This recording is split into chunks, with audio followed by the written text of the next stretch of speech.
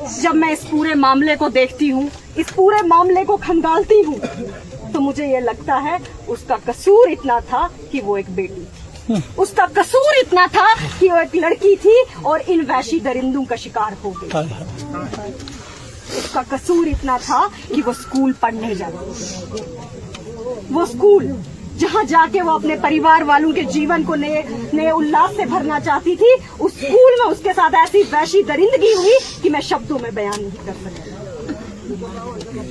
जिस थाने में जाने से लोग डरते हैं, जिस थाने में जाने से मुजरिम कतराते हैं, उस थाने में वो वैशी दरिंदा बड़े तरीके से बैठकर बोल रहा है कि मैं इसमें इन्वॉल्व हूँ। वो क्या शब्द बोल रहा है, वो शब्द भी मैं बयान नहीं कर सकती।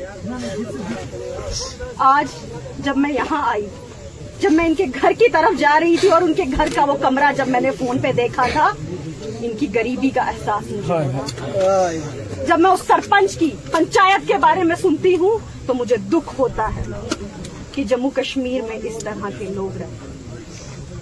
यकीन मानिए, जब दिल्ली में वो हादसा हुआ था, दिल्ली के बाद एक हादसा यहाँ जम्मू कश्मीर में हुआ था और उसके बाद आज ये हादसा तीसरा हमारे डिस्ट्रिक्ट किश्तवाड़ के इंदरवाल में हो रहा है। मैं जब इसके माँ बाप की हालत देखती हूँ तो मेरी रूह कांप जाती है।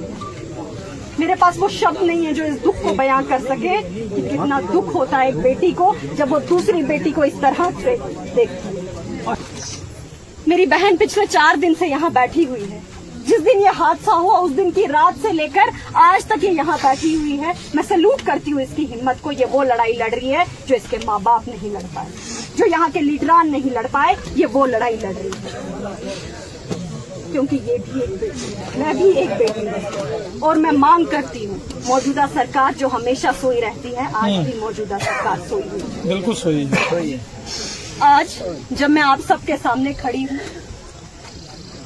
हम रोज बात कर रहे थे एसएसपी साहब से और एसएसपी साहब रात को भी मैं 10 बजे जब उनसे इस केस की ब्रीफिंग लेती हूँ, कल 10 बजे जब मेरी उनसे बात हुई, उन्होंने कहा मैडम मैं रिपोर्ट बना रहा हूँ, 11 बजे तक मैं ये रिपोर्ट तैयार करूँगी। और जब उन्होंने मुझे बताया आप अभी बात कर रहे थे उस स्वीपर के बारे में, उस स्वीपर को भी हिरासत में लिया गया है।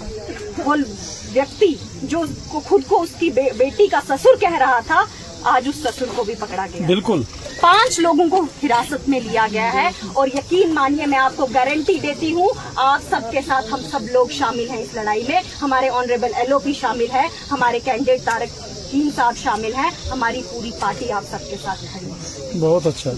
आप इंक्वायरी की बात करते हैं, आप जिस इंक्वायरी की बात करेंगे, आप सीबीआई की बात करेंगे, आप जो भी चाहते हैं उस तरह से इंक्वायरी हो।